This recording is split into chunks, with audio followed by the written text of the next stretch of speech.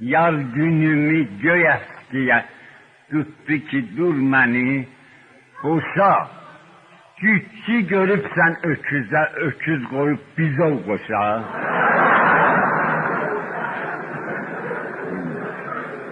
Sən 50'ni keçib yaşın, mən bir 30 yaşında qız. Söylə görüm 30 yaşın nə nisbəti 50 yaşa. Sən yerə qoydun başıvıyım, mən başıma nə dəstədim, bəlkə mən artıq yaşadım, neynəməli? Dedim yaşa. Yəni düz deysən, düz deysən. Bu yaşa da Türkiye'də bir istilahdır da, istilah-ı məxsus. Bir də bəlalı başın üçün yanına süpürgə bağlasın, bürkü başa qoyan gərək bürkünə də bir yaraşa. Bir də kəbin kəsilməmiş, sən mənə bir söz demədin. Yoksa cihazımda gerek gələydi bir hoqqamaşa. Mənim özümdə yox idi, amma rüfaqada var idi ki gördüm.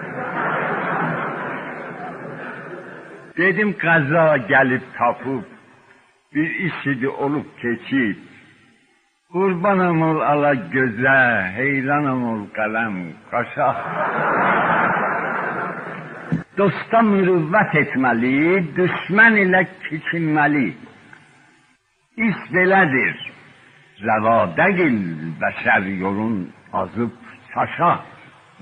Mən də sənin dayoğluam, sən də mənim bibim qızı. Könül baxırsa günəşə, göz də gərəkdir qamaşa.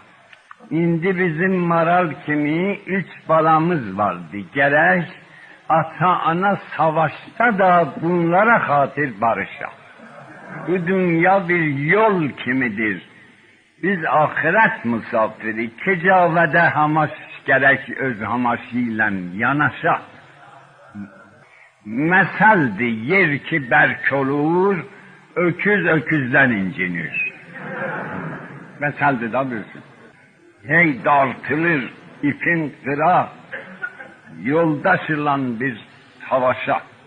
Ama onun şemateti, çünkü şematet gerçekten 50 salıtından siysa.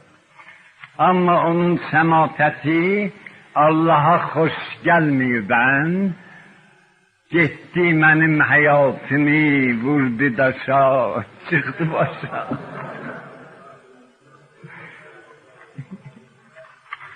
Gitti benim hayatımı.